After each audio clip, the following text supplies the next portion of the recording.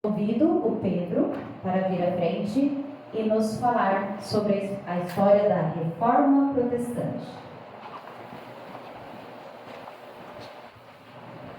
Saudações a todos e louvado seja o nosso Senhor Jesus Cristo. Hoje, com a graça de Deus, todos estamos aqui. Irei contar um pouco da história da Reforma Protestante. Mas primeiro eu preciso dar uma contextualizada sobre o evento em si, né?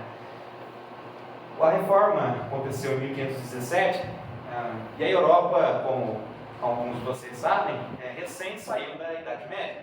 E como eu acredito que a maioria de vocês sabem, nessa época a Igreja Católica mandava tudo. Havia os reis, príncipes, grão-duques, etc. Mas na prática era a Igreja que mandava. Existia um negócio, que existe até hoje, inclusive, chamado infalibilidade papal, que até hoje isso está valendo, tá? Só para vocês saberem, que o Papa é a entidade máxima da Igreja Católica, ele é infalível. O que isso significa? Tudo o que ele diz está dito. Nada que ele faz está errado. É uma doutrina que a Igreja Católica tem, que desde aquela época existia. Se você contradizia um ensinamento que os homens ensinavam, o Papa, os arcebispos, etc., você era queimado. Acredito que muitos de vocês sabem disso. Em 1415, um teólogo chamado Jan Hus, como o pastor anteriormente havia falado, ele estudou a Bíblia e ele percebeu que a igreja estava ensinando coisas e pregando coisas as quais contradiziam com as palavras bíblicas, com os ensinamentos de Cristo.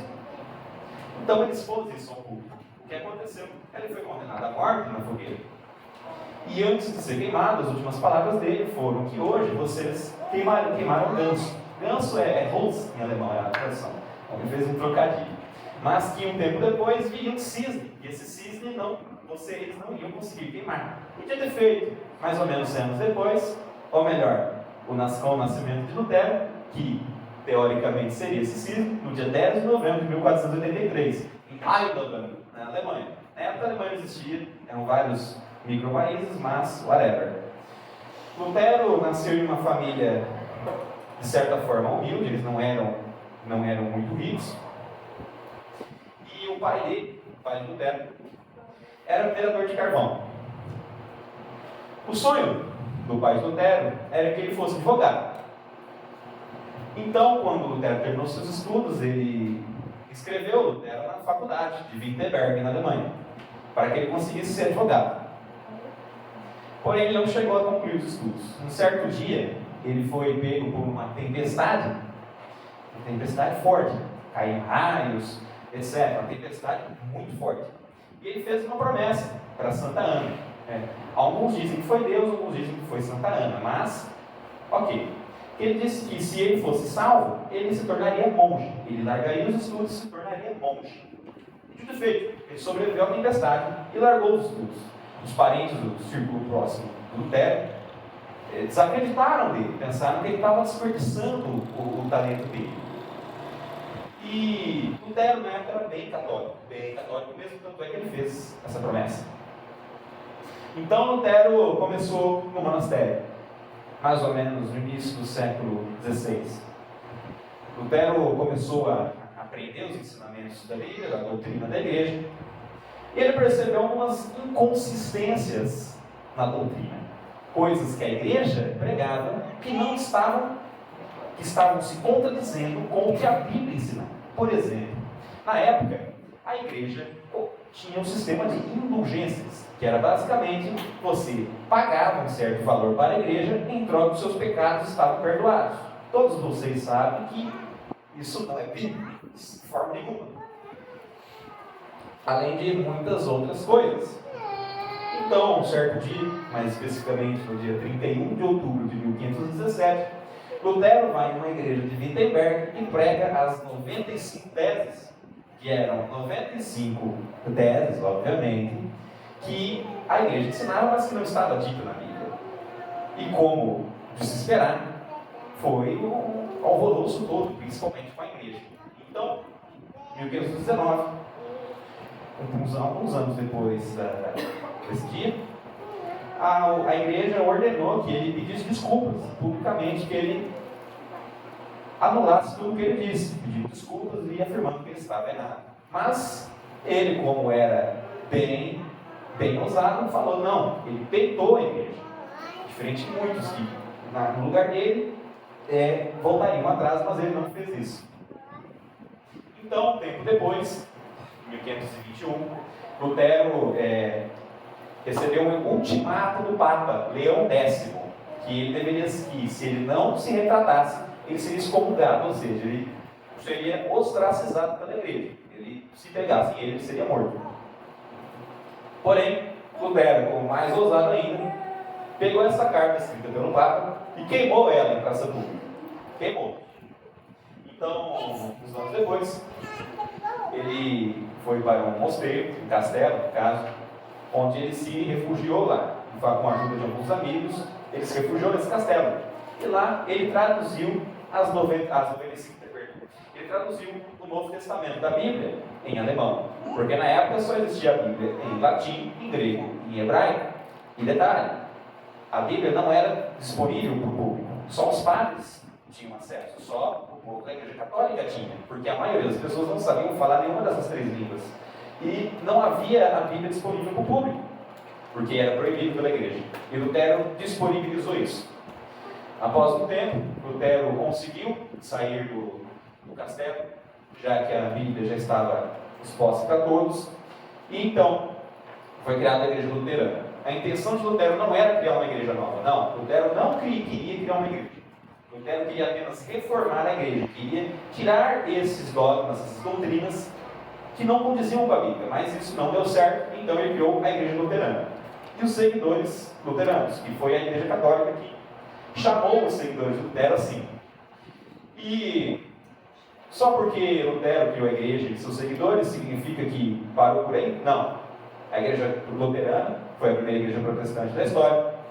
E ela foi se expandindo para vários lugares da Alemanha, tornando a religião oficial de muitos principados e reinos da Alemanha, incluindo da Saxônia, que era onde ele morava.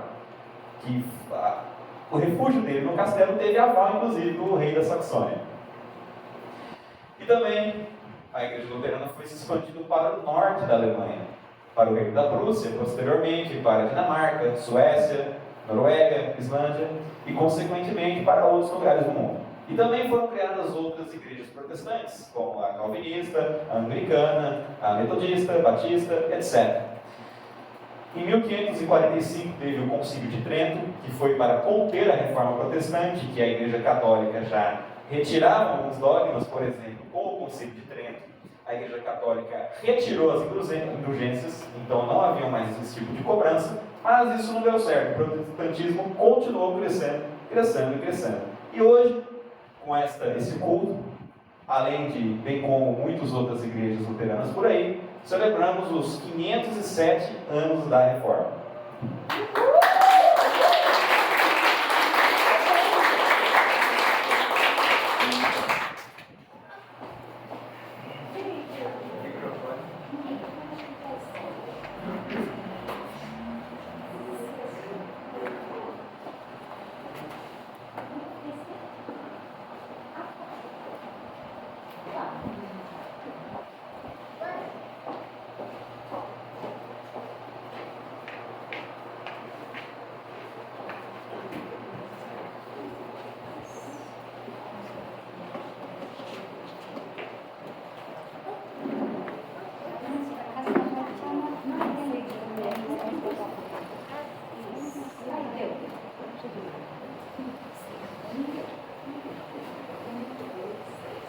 Lutero muito além da religião. Na Alemanha, no século XVI, um homem chamado Lutero começava a contestar o poder e as ações da Igreja Católica. Estava começando a reforma que mudaria o mundo. Ele havia nascido no dia 10 de novembro de 1483, por isso recebeu o nome do santo do dia, Martinho. Quando jovem, foi para a cidade universitária de Erfurt e lá começou a fazer os seus estudos. Até que no período de férias, ao voltar para casa, se viu envolvido num temporal e ele se jogou ao chão apavorado e invocou Santa Ana gritando: Santa Ana, ajuda-me e eu serei monge. Numa época que pestes dizimavam populações inteiras e a morte de um Deus implacável, intolerante com os pecados, atormentava os cidadãos, como sobreviver a esse Deus? A igreja da época oferecia uma solução. Ela tinha inventado cartas de crédito, as indulgências, que garantiam o perdão dos pecados. Lá no mosteiro, o monge Lutero, por discordar dessa prática, começou a criticar abertamente a igreja e, é claro, acabou incomodando muita gente. Isso acabou incomodando o Papa Leão X, que chamou Lutero e exigiu uma retratação. E Lutero foi considerado fora da lei. Significava que qualquer um poderia matá-lo, se quisesse. Mas Lutero nunca abandonou as suas crenças, que acabaram se espalhando pela Europa. E aquele monge que queria reformar a Igreja Católica não só conseguiu boa parte dos seus objetivos, como também acabou criando um novo pensamento religioso, o luteranismo. Deus sem intermediários. Lutero defendia o acesso a todo cidadão à Bíblia, para que cada um pudesse interpretá-la conforme a sua consciência. Também acreditava que todos poderiam falar com Deus, só que sem intermediários. Ele acreditava que Deus desce a terra como Jesus e entra em contato direto com as pessoas. E se Deus entra em contato direto com as pessoas também podem fazer o mesmo e falar direto com Ele e de graça. Assim, uma única palavra fazia sentido para Lutero. O advérbio somente é fundamental. Somente o Cristo. É por isso também que Lutero não considerava os santos como intermediários para falarmos com Deus, nem padres, bispos, cardeais, nem o Papa. Bom, ainda é para imaginar que literalmente fechou um tempo entre Lutero e a Igreja. O céu é aqui. Imagina alguém, há mais de 500 anos atrás, fazendo a seguinte afirmação: o alvo da ética não é o céu, o alvo da ética é a terra. Lutero vivia numa época de transformação. A imprensa criada por Gutenberg ajudava na circulação de ideias através de panfletos. Lutero descobriu um novo mundo na viagem que fez a Roma. A viagem e todas as mudanças que viu mexeram com a cabeça de Lutero. Ele seguiu estudando a Bíblia, até que um dia se deu conta de algo importante. Não era mais preciso olhar para o céu, mas sim olhar para a terra e para o mar e tentar fazer desses lugares melhores para se viver. Um dia lhe perguntaram as duas coisas que você faria se o mundo acabasse no dia seguinte. Olha só o que ele respondeu. Primeiro, pagaria as minhas dívidas. E segundo, plantaria uma macieira. Mas o mundo não iria acabar, para que pagar? E ainda hoje não deixaria de ser ético. E a macieira? Lutero responderia para a gente que faria essa pergunta dizendo: eu ainda hoje continuaria afirmando que esse mundo é e continua sendo a boa criação de Deus, e por isso merece ser preservado. O valor do trabalho. Até o século XVI, as atividades relacionadas à religião eram especialmente valorizadas em relação às outras.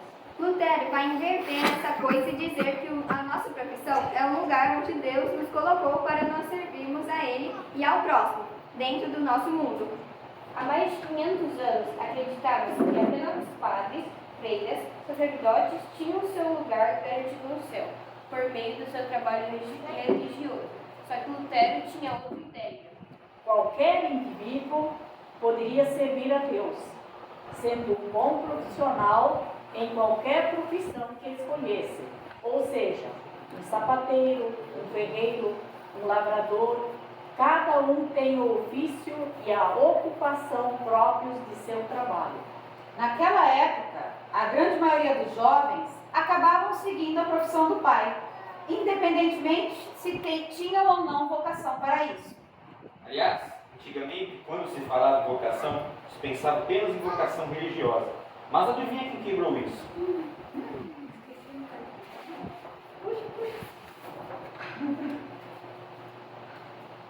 Lutero, ele mesmo. Lutero até criou uma palavra em alemão, Beruf. Beruf, que é traduzido para o português, significa duas palavras, vocação e profissão. Ou seja, a minha profissão é a minha vocação.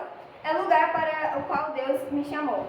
A pessoa que é cristã não vive em si mesma, mas em Cristo e no seu próximo. Em Cristo pela fé e no próximo pelo amor. A educação é para todos. Lutero defendia essa ideia. Não existe mundo melhor e mais justo sem educação para todos. Educação é um direito de todos. O progresso de uma cidade não depende apenas do acúmulo de grandes tesouros. O melhor e mais rico progresso para uma cidade é quando possui muitas pessoas bem instruídas, muitos cidadãos ajuizados, honestos e bem educados. Ele defendia que a educação fosse para todos, incluindo pobres e meninas, que na época eram excluídos. Lutero dizia que cada vez que se gastava um florim com armamentos, a gente deveria gastar 100 florins com a educação.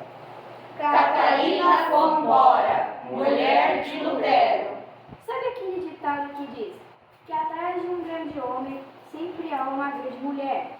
Pois é, há mais de 500 anos, uma grande mulher estava ao lado do seu marido e à frente do seu tempo. Depois que Lutero disse não ao celibato, os mosteiros masculinos e femininos praticamente se esvaziaram. Foi aí que um belo dia, Lutero recebeu uma carta de 9 freiras. E elas pedem que ele as auxilie a deixar o mosteiro. Isso era um crime na época. Essas 9 freiras fogem do mosteiro escondidas em barris de peixe em uma carruagem e vão direto correndo para o mosteiro onde estava Lutero. E agora? Foi aí que Lutero procurou encontrar o marido para todas elas. Resulta, Catarina foi embora. Catarina era rigorosa e não aceitava qualquer um para o marido. Foi aí que o ultimato de Lutero e ela falou. Se o Dr. Martinho Lutero me aceitar como esposa, com ele eu me caso. Lutero e Catarina se casaram. Ela era financista e economista, mãe que vai ser modelo para muitas mulheres. Reforma luterana e a salvação. No dia 31 de outubro de 1517, o monge agostiniano Martinho Lutero publicou suas 95 teses a respeito das indulgências, que na prática significava a venda do perdão. Uma das perguntas existenciais que mais preocupavam o homem da Idade Média era: como posso ser aceito por Deus? Todos são aceitos por Deus somente pela fé em Jesus Cristo. Essa é a forma que Deus escolheu para aceitar a humanidade. Deus enviou seu Filho para obedecer perfeitamente à sua vontade e para morrer na cruz para pagar pelos pecados de toda a humanidade. Crendo na obra de Jesus todo, e qualquer ser humano é salvo, independentemente de obedecer ou não às leis de Deus, de achar que merece ou não essa salvação. Paulo esclarece ainda mais a mesma verdade bíblica, afirmando que a salvação não é dada a uma pessoa por fazer o que a lei manda. Isso significa que definitivamente a nossa salvação não depende da nossa obediência ou do nosso merecimento ou esforço. Depende apenas da fé na obra salvadora de Jesus em que cremos. Lutero se levantou contra o império e contra os exércitos. Ele soube que o Senhor dos exércitos, o Senhor Jesus, estava com ele.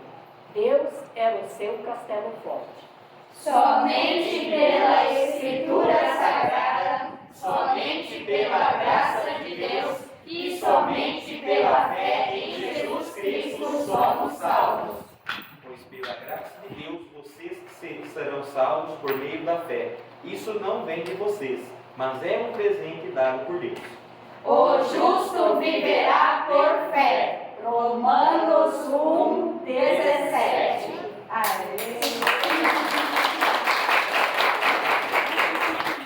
Vamos cantar. Esse ano não vamos cantar Castelo Forte. Nós vamos cantar um hino somente pela graça. Tem que pedir para ela. Vem pra cá um pouquinho. Esse hino foi feito por um filho de um pastor, na ocasião dos 500 anos da Reforma, e fala que da grande pergunta que Lutero sempre se incomodava: como posso ser salvo? Né? E ele responde, né, aquilo que Lutero descobriu: somente pela Escritura, somente pela graça de Deus, somente pela fé em Jesus Cristo.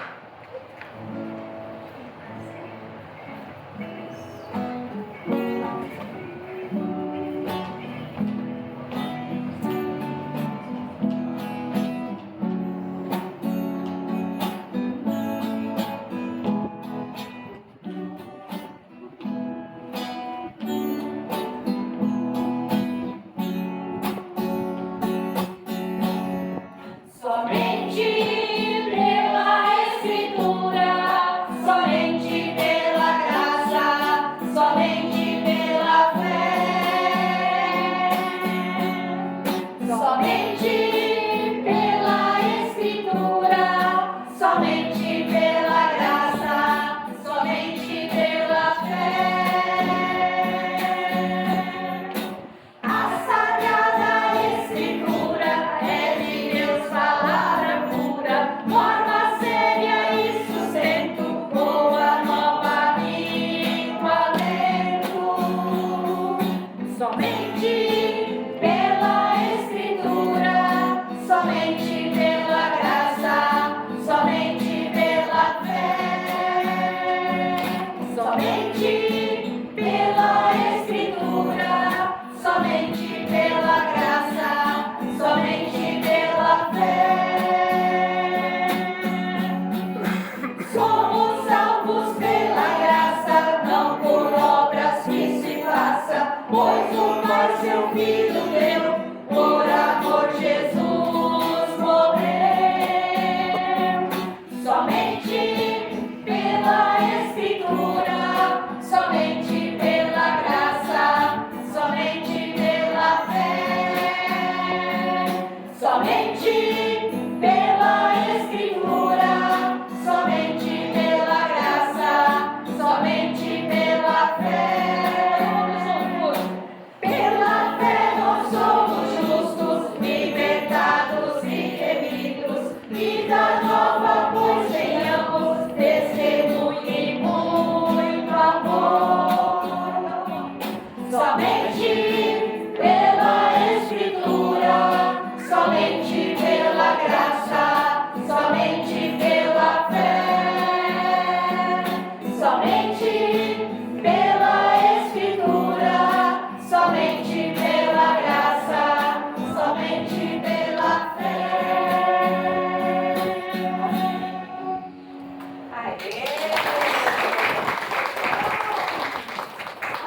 Nós temos umas lembrancinhas. Esse aqui das crianças, né? Tá. Dona Mari vai entregar bolachinha para todos. E as lembrancinhas da reforma para as crianças tem chocolate. Para vocês é bolachinha.